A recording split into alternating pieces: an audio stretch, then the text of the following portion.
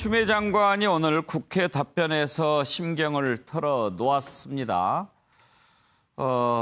상당히 자괴감을 느낀다, 그런 얘기도 했고요.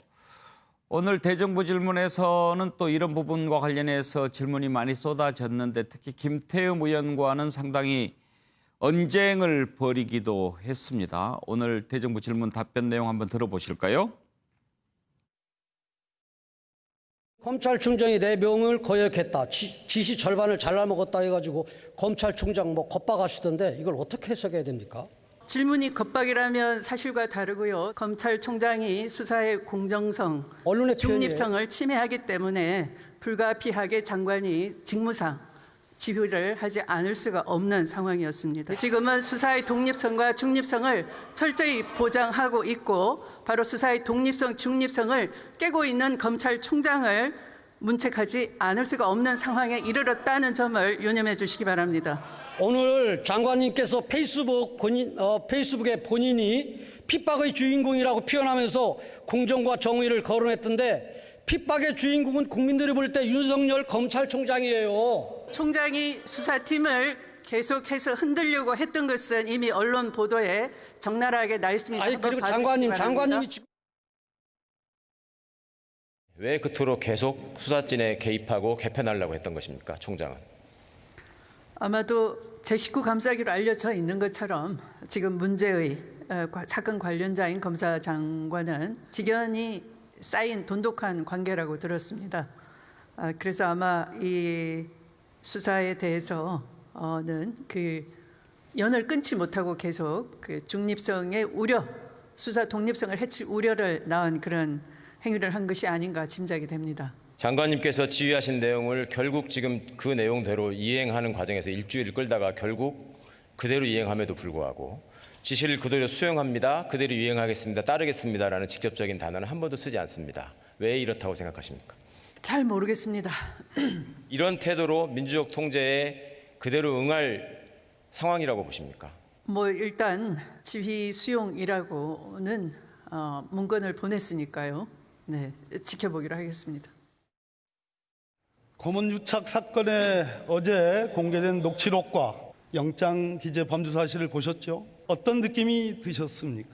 제가 말씀드리기는 그렇습니다만 저도 자괴감을 느꼈습니다. 일개 장관이라는 말을 검사장이라면 상당히 고위 간부인데요.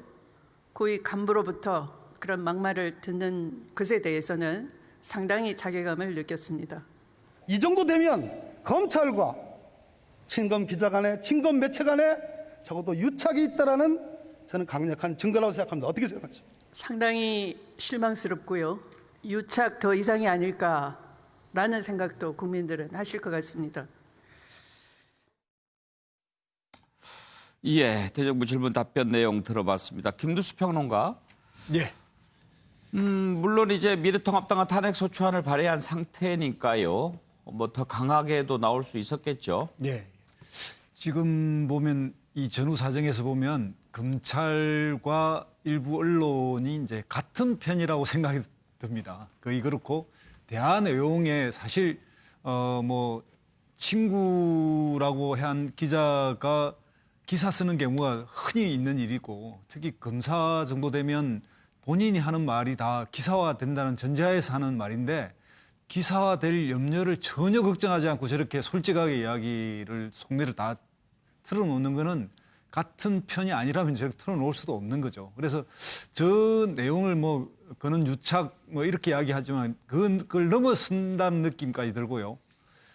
오늘 추미애 장관이 그 국회 질의 속에서 나왔지만 한국 검찰이 이제 그 검찰이 정치 검찰화돼서 그 정치 검찰의 끝장을 보고 있는 느낌이 듭니다. 특히 검사장 정도 되는 사람이 저런 이야기를 썼고 또 검찰총장이 국민들에게 어쨌든 정파적으로는 이 저항하는 이미지 이런 걸 가져서 정치적으로 나중에 이득을 얻을지는 모르지만 민주국가 행정부 소속돼 있는 검찰청이 장관의 명령이나 이 합법적 명령조차도 다르게 해석하고 그런 어떤 정치적 검찰 개혁에 대해서 저렇게 조직적으로 저항하고 있다는 실체가 드러나고 있지 않느냐 이렇게 생각이 듭니다. 예. 유기찬 부위원장. 저는 뭐 국민이 자괴감이 들 것 같아요. 국민 입장에서. 그래서 기관끼리 싸운다는 것은 사실 좋은 일로 싸우면 모르는데 있을 수 없는 일 같고요.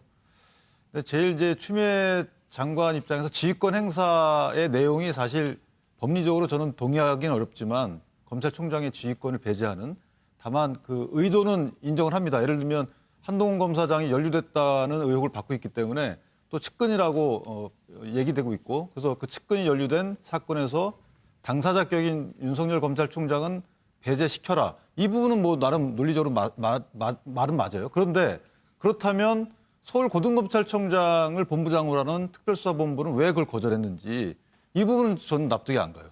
그러니까 시스템으로 움직여야 되는데 이것이 선택을 한단 말이에요, 법무장관이. 결국 다 배제하면 이성윤 중앙지검장의 지휘권만 살린 거예요. 왜 그렇게 해야 되는지. 이 부분에 대한 설명이 명확히 설득력이 없다. 따라서 검찰의 독립성과 정치적 중립성을 훼손한 주체가 누구인지에 대해서는 그런 시각으로 보면 여러 가지 설이 있을 수 있습니다. 예. 대정부 질문 내용을 다 듣지는 못했지만 몇 가지 이렇게 들어봐도 추미애 장관이 윤석열 검찰에 대해서 어떤 인식을 갖고 있는지는 알 수 있을 것 같은데요. 김영주 의원. 네. 결과적으로는 참 21대 국회에서도 대정부 질의하는 방식을 보니까 여야에 따라서 똑같은 사안이라 하더라도 완전히 다른 차원의 질문과 답변 요구가 하고 있다는 데에서 굉장히 제가 자괴감을 느끼게 됩니다. 실제적으로 보면은, 그러니까 예를 검찰이 장관에 대한 태도 또 그런 부분도 부적절했거니와 그야말로 또 여야 국회의원들이 질의하는 방식도 적절하지 않고, 어쨌든 사실을 밝힌 것보다는 확정된 자기 나름대로의 프레임을 장관한테 확인시키고 자기 편은 오케이, 다른 편은 서로 뭐 이렇게 비껴가는 그런 것이 과연 무엇인가. 특히 이제 법무부하고 검찰총장이 저렇게 다른 인식 차이가 존재한다는 것만 드러나는 어떤 대정부 질의가 정말 저는 굉장히 그 가슴 아픈 부분이다 그렇게 생각합니다. 네. 예, 김성환 평론가. 뭐 방금 전에 말씀하신 것 중에서 뭐 반론이라면 반론인 것 윤기찬 같은데요. 부위원장 말씀. 네. 네. 그러니까 추미애 법무부 장관이 왜 서울고검에서 고검 차원에서 수사본부를 별도로 확대 개편해서 꾸리고 고검장의 지휘를 받도록 하는 걸 왜 안 받아들였냐 이렇게 말씀하시는데요. 좀 사례를 들어서 말씀드리면 그런 것 같아요. 어딘가 검찰 내부에 수사를 하고 있습니다. 근데 윗선하고 서로 생각이 안 맞아요. 안 맞으면은 그 수사팀 일단 그러면 다시 조직을 꾸리겠습니다. 그런 다음에 수사팀을 별도로 또 꾸려요. 그리고 지휘도 다른 사람한테 맡겨요. 그러면 그게 어떤 의미로 받아들여지겠습니까? 기존의 수사팀을 배제하고 기존의 수사팀이 수사한 거 무시하거나 아니면 부인하는 결과로 이어진다는 게 너무 이거 합리적인 사람들의 생각이잖아요. 그러니까 그런 식의 그 뭔가 형태를 얘기하고 있는 것이나 다름이 없기 때문에 그래서 법무부 장관이 받아들이지 않을 수밖에 없었던 것 아니냐 이런 말씀 드리고요. 또 하나는 지금 이제 뭐 양쪽으로 양극화됐다, 서로 진영 싸움을 하고 있다 이렇게 또 얘기하고 있지만 너무 지나치게 윤석열 검찰총장의 편을 들은 것 같아요. 제가 볼 때는. 누가요? 이제 지금 통합당에서요. 예. 지금 아까도 얘기 나왔던 것처럼 윤석열 검찰총장을 핍박하고 있다고 얘기하는데 한동훈 검사장 녹취록 봐보십시오. 그게 핍박받는 사람의 목소리입니까? 전혀 핍박 안 당하고 오히려 오만하게 그지없어 보이는데요. 제가 볼 때는. 그러니까 오히려 우리가 세상을 주무를 수 있는데 와가지고 우리를 잠깐 방해한다 이런 인식이 깔려 있는 거 아닌가. 예. 이렇게 녹취록이 공개되고 있는 상황에서 핍박당하고 있다 이렇게 얘기하는 게 저는 설득력이 얼마나 있는지 좀 의문입니다. 예. 편든다는 표현은 제가 볼 때는 지금 상황에 맞지 않고요. 왜냐하면 불과 뭐 한 1년 반 전만 해도 한동훈 그 검사장이 3차장으로서 상당히 국정농단 사건을 지휘했던 사람이고요. 윤석열 총장에 대해서는 청문회 때, 인사청문회 때부터 저희가 줄기차게 반대했던 거거든요. 그러니까 사람에 대한 평가가 아닙니다. 그 행위에 대한 평가고 그 상황에 대한 평가를 드린 거지 편든다는 표현은 좀 맞지 않고요. 그다음에 이제 서울고검장 문제는 사실은 원칙적으로 보면 중앙지검장 상급기관이 서울고등검사장입니다. 행정 업무를 주로 보지만 대통령께서 뭐 어떻게 말씀하셨냐면 서울고등검사장의 어떤 감독 기능을 강화해야 된다는 취지의 말씀을 하신 걸로 저는 기억이 돼요, 예전에. 그런 감독 기능을 행사하라는 겁니다. 원래 결재 개선을 보면 중앙지검장, 고등검사장, 그다음에 검찰총장이에요. 물론 실무적으로 중앙지검장이 검찰총장한테 직보하는 이 관행이 성립된 건 맞습니다만 그런 제도적인 그 위계 질서를 찾아서 그렇게 살려보자는 거였지. 그런데 그걸 안 받아들인 이유는 납득을 못하겠다는 예. 말이었습니다. 제가 짧게 한 말씀 드리면요. 예. 그러면 서울고검장을 중심으로 해서 왜 그동안에 문제를 풀어가려고 시도하지 않았습니까? 왜 대검으로 이번 건을 끌고 와가지고 대검에서 부장단이 결정하도록 하고 그리고 부장단에서 뭔가 결정하려고 하니까 검찰총장이 가져가서 전무수사 자문단에 맡기려고 했던 거잖아요. 예. 애초부터 서울고검장이 그럼 지휘하도록 했으면 될 거 아닙니까? 근데 그렇게 하지 않았잖아요. 자, 그 정도 하시죠. 다음으로 넘어갈 텐데요. 속보가 하나 들어왔습니다. 경찰이 고 박원순 전 서울시장 핸드폰의 비밀번호를 해제했다는 소식이 들어왔습니다. 그래서 지금 포렌식을 진행하고 있다라는 속보가 들어왔습니다. 박원순 전 시장의 휴대전화가 아이폰이라서 상당히 비밀번호 푸는 게 쉽지 않았다고 하는데 경찰이 드디어 비밀번호를 해제했고 포렌식 작업을 벌이고 있다라고 하는 속보 들어왔습니다. 다음 이슈로 넘어가겠습니다.